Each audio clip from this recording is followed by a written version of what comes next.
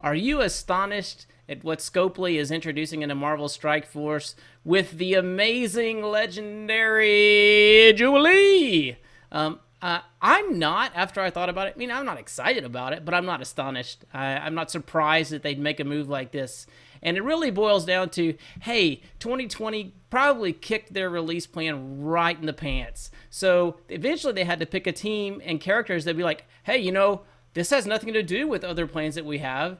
They can't possibly go wrong by starting to develop Jubilee. At least we'll be able to use her and get her out and let our commanders use her in the game. Whereas if they had been planning Eternals, which they probably did, and they probably have a lot of work done on it, or Shang-Chi, or any of the other things that were supposed to be in 2020 but got affected by the dumpster fire that is 2020, that now will be 2021, then they wouldn't have been able to release that to us. So I really think it comes down to that. It's like, hey, Jubilee's not important to the MCU. She's never going to be booted into the next year. There's nothing that's tied to her. So fine. There's nothing tied to Iceman. There's nothing tied to mutants. So they're going to spend their time on mutants. And, that just really does make sense to me. If they had really planned out 2020, they would have aligned to the MCU schedule, just like they've done in previous years. Hey, we had a Thanos movie. We got Thanos. Eventually got the Black Widow. We had a Deadpool movie. We had Deadpool. Cable. We got a Venom movie. We got Venom. We had a Spider-Man Far From Home movie. We got Mysterio. We had the Black Panther movie. We got the Wakandans. We had a Captain Marvel movie. We got Captain Marvel and Minerva.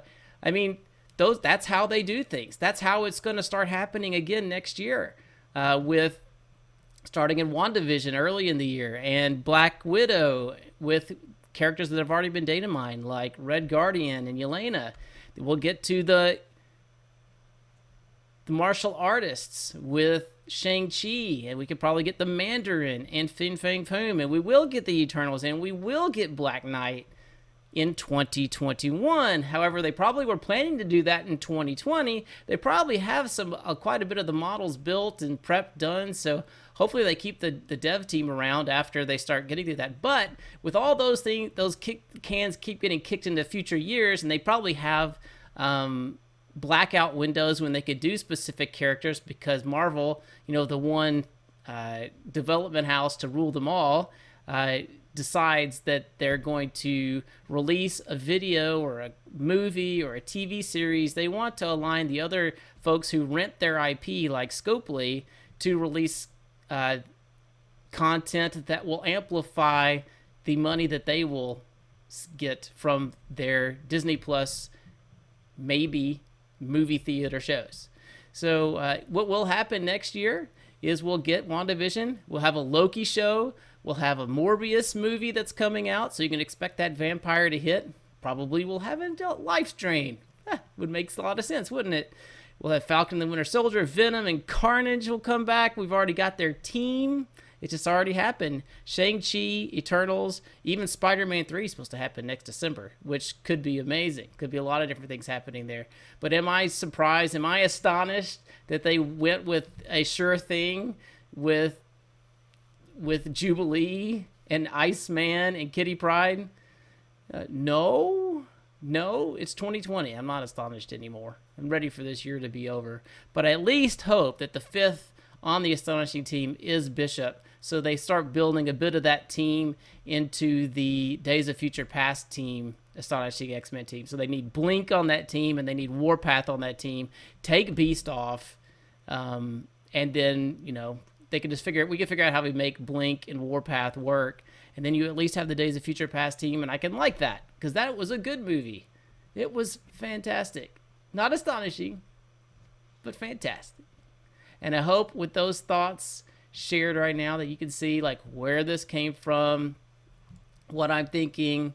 And just as a quick note on the channel, my kids were out of school last week, so there was no chance to video. I'm just recovering from that again.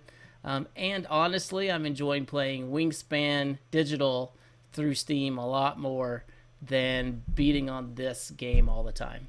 Let's be straight about that too. They need more. They have to release a new team about every 2 months, which means they will get about 6 teams a year. We don't need 6 more teams. There are 12 teams you can use maximum in war offense. There are 8 teams you can use maximum war defense. I've already got those slots filled. Every team from now on is retiring a team that I already have. for no reason. Like, I am absolutely not interested in it. All these teams are going to hit 6 more teams next year. Doom is a disappointment for me. He's clearly built to prop up their versus PvP that they want to emphasize in 2021. I'm not excited about that. The game mechanics are getting old. The scarcity is getting old. It has if this game was what it was promised to be, where you could use the characters that you want, the way you want to use them, I'd probably love it a lot more. But it's not. It's all cookie cutter now. We have, you have to build this to counter that, and you have to build full teams to do everything. And